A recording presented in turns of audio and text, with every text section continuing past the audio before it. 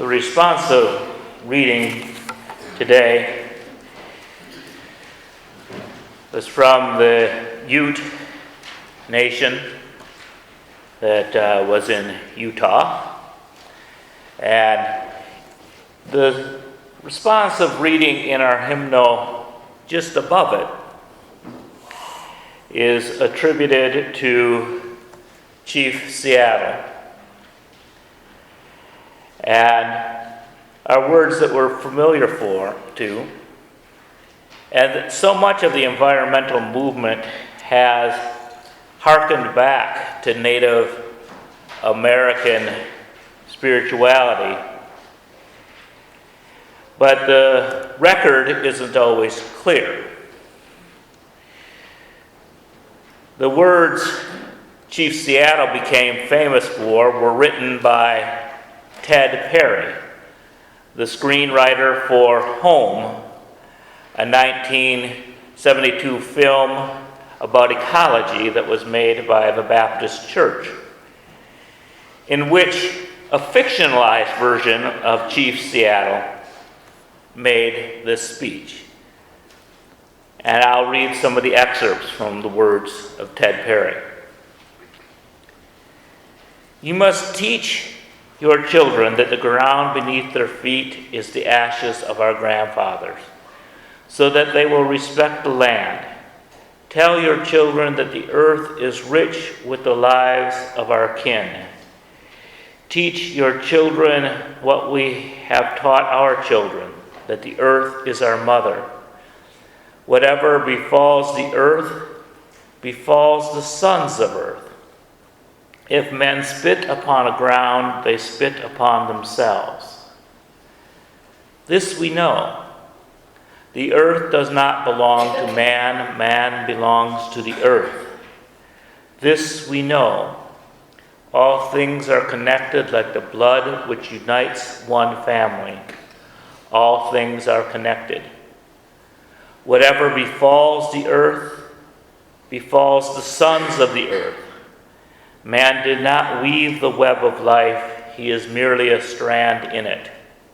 Whatever he does to the web, he does to himself.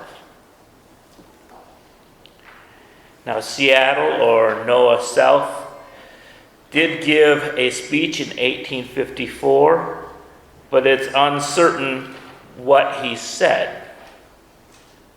33 years later, Henry Smith gave his account of it. And judging from some of the Victorian languages that Smith uses, it's unlikely that this is a direct translation. At best, it's a paraphrase of the words of Chief Seattle. To the ashes of our ancestors are sacred, and their resting place is hallowed ground. You wander far from the graves of your ancestors, seemingly without regret. Your religion was written upon tablets of stone by the iron finger of your God, so that you could not forget. The red man could never comprehend or remember it. Our religion is the traditions of our ancestors, the dreams of our old men, given them in solemn hours of the night by the Great Spirit.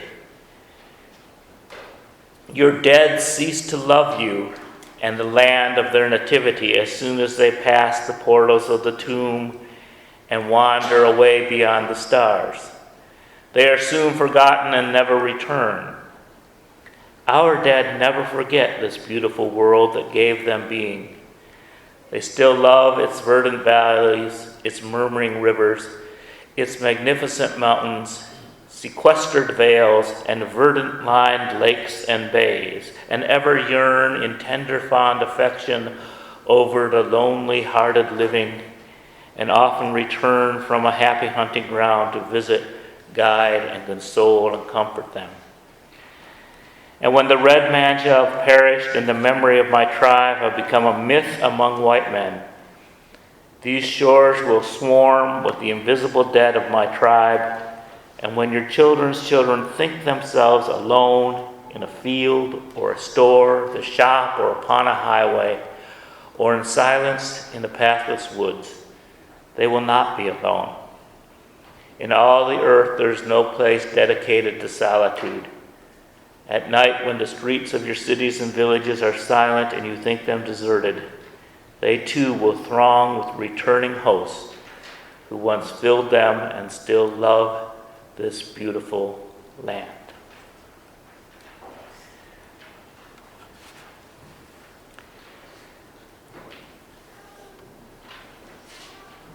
There is a longing in the American imagination back to a romanticized version of the Native American relationship to the land. It's something that we witnessed and something that we came to understand too late, and something that white writers have tried to recapture. But early in our history, in 1805, there was a Seneca man named Red Jacket. He was called Red Jacket because he often wore coats of the British who had first occupied his land. And he was talking to a minister, and his words were recorded, and it's pretty certain that he said these. And his was a prediction of what would happen by the 50 years later, when the U.S. had moved all the way to the coast of the west coast of America.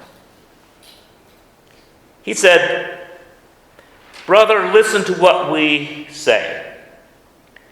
There was a time when our forefathers owned this great island. Their seats extended from the rising to the setting sun. The Great Spirit had made it for use of the Indians. He created the buffalo, the deer, and other animals for food. He made the bear and the beaver, and their skins served us for clothing.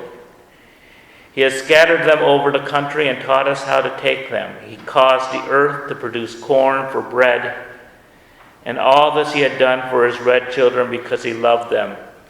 If we had disputes about hunting grounds, they were generally settled without the shedding of much blood. But evil day came upon us. Your forefathers crossed the great waters and landed on this island. Their numbers were small, and they found friends and not enemies. They had told us they had fled from their own country for fear of wicked men and come here to enjoy their religion. They asked for a small seat. We took pity on them, granted their request, and they sat down amongst us, and we gave them corn and meat, and they gave us poison in return. Brother, our seats were once large, and yours were very small. You have now become a great people, and we have scarcely a place left to spread our blankets. You have got our country, but you are not satisfied. You want to force your religion upon us. Brother, you say there is but one way to worship and serve the Great Spirit. If there is but one religion, why do you white people differ so much about it? Why not all agree, as you can all read the book? Brother, we do not wish to destroy your religion or take it from you. We only want to enjoy our own. Brother, we are told you have been preaching to the white people in this place. These people are our neighbors. We are acquainted with them. We will wait a little while and see what effect your preaching has upon them. if we find it does them good and makes them honest and less disposed to cheat Indians, then we will consider what you have said.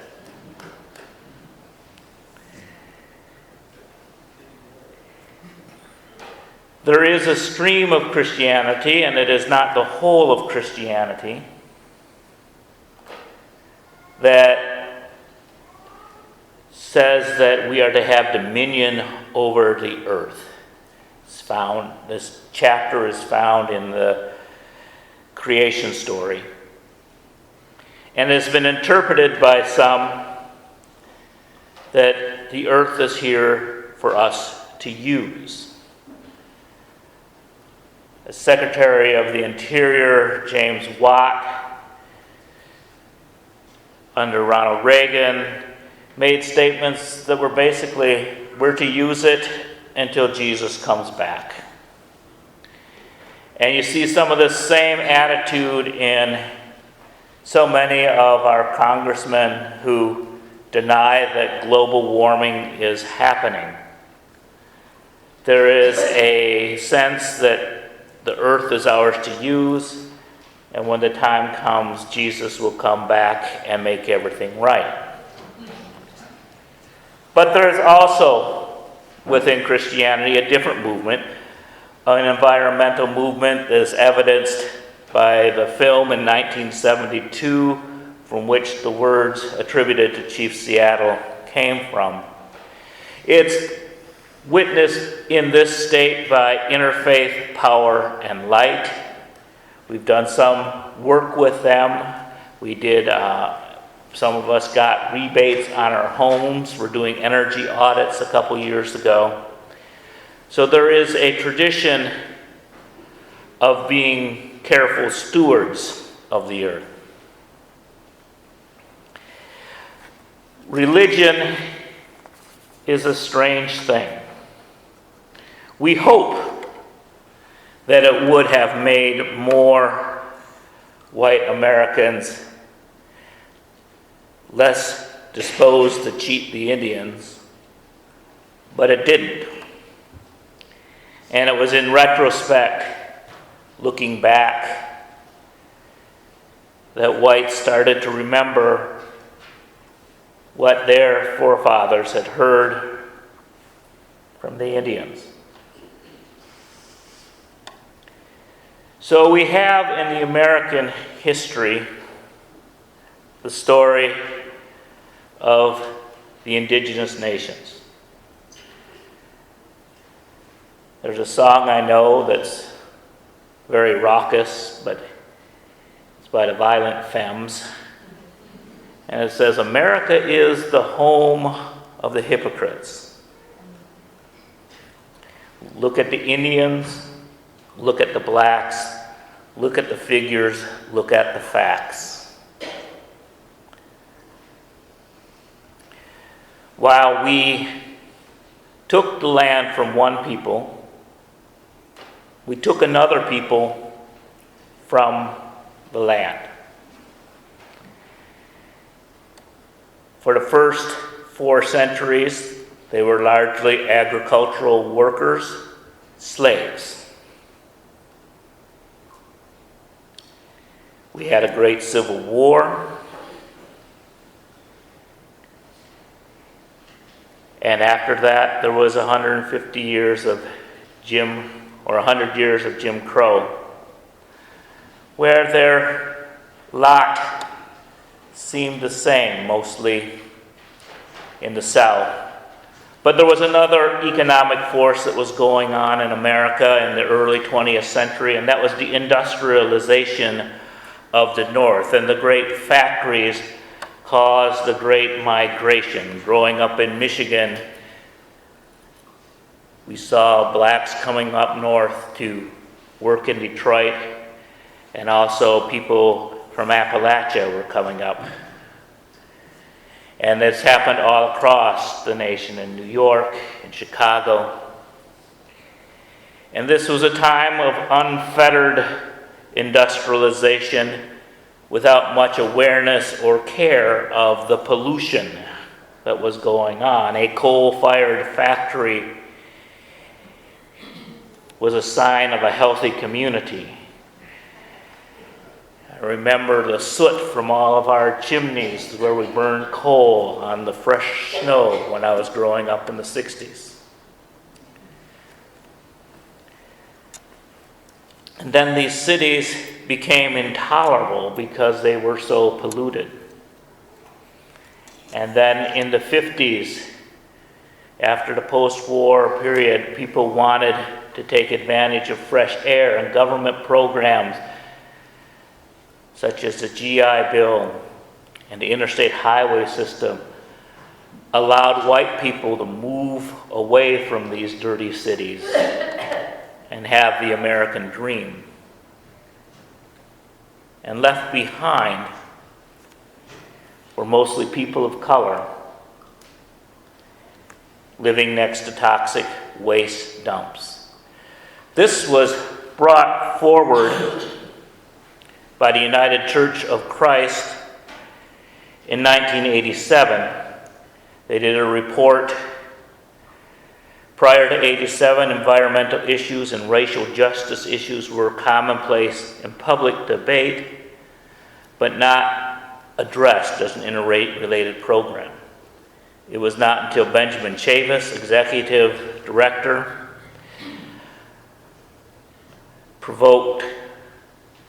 the Committee for Religious Justice provoked the nation's conscience by referring to toxic waste landfills sitting in the people of color communities and called it environmental racism. They did a report in 1987 and then another report following up in 2007. And this is written from the report by the United Church of Christ called Toxic Waste and Race at 1987 to 2007. The authors are Robert Bullard, Paul Mohai, Robin Saha, and Beverly Wright. In response to a request from a group of United Church of Christ members in Warren County, North Carolina, the UCC got involved in what we understood was a matter of justice. When in 1982 the state of North Carolina chose a poor, predominantly African American community for the placement of toxic waste landfills to dispose of PCBs. 20 years after the release of Toxic Waste and Race Report, racial and social economic disparities persist in the distribution of the nation's commercial hazardous waste facilities.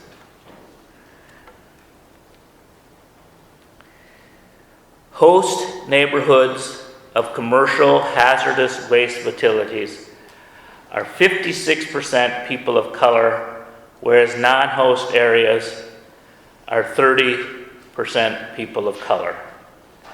Poverty rates in host neighborhoods are 1.5 times greater than non-hosts. Racial disparities for people of color as a whole exist in 9 out of the 10 U.S. EPA regions. The one region that the racial disparities don't exist is in Appalachia, where there aren't very many black people to put toxic waste dumps near.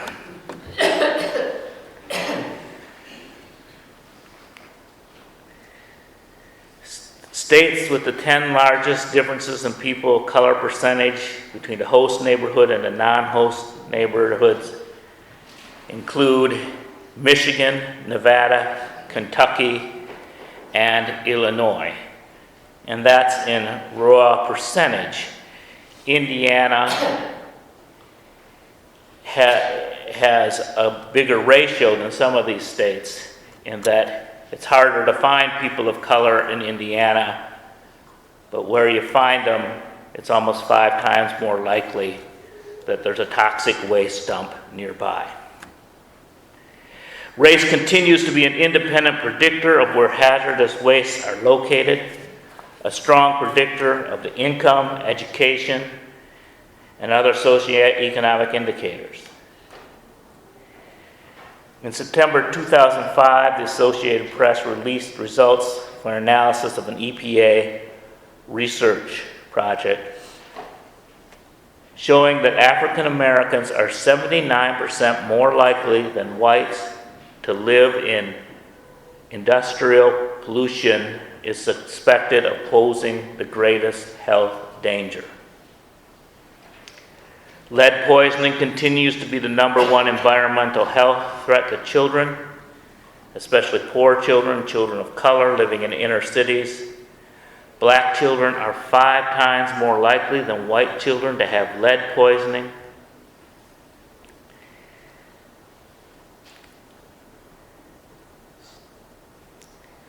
So, in response to this, the first National People of Color of Environmental Leadership was held in 1991 in Washington, D.C. And they drafted 17 principles of environmental justice. I'm not going to read those principles, but I'm going to read the preamble because it's a good summary statement of what was reality then and is still reality now, 25 years later.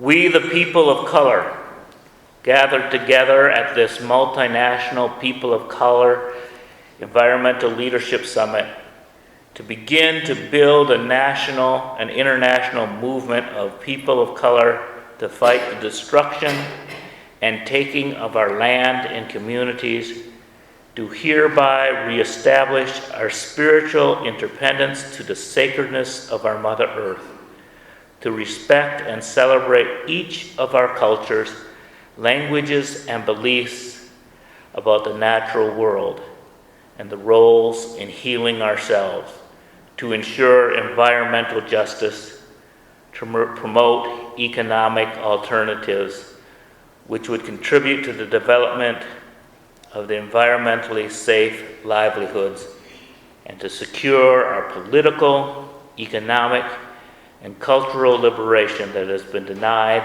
for over 500 years of colonization and oppression, resulting in the poisoning of our communities and land and the genocide of our peoples. These words I read come from a report by the United Church of Christ. I would say they are our closest Christian cousin. They are the descendants of the Congregational Church from which Unitarians split from back in the early 19th century. But they have also been a very progressive voice within Christianity. We have worked with this Christian denomination in developing our OWL curriculum of sexual education for our children. And this is an example for us to know that the environmental movement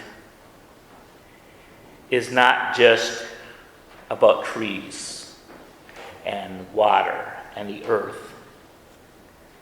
There is a racial component to this, and we need to be aware of, as Christopher Vermont said in the forum, the spatial relations of racism. That racism has an effect on the ground that we stand. We are here south of the battleground where the people that Tecumseh gathered were vanquished. We have a relationship to the earth that needs to change. And we have many ways to reimagine that relationship. We can learn from what Native people taught us about the land to what little we can remember from when we conquered it. We can pay attention where maybe our forebears did not. And we can also work with Christians who realize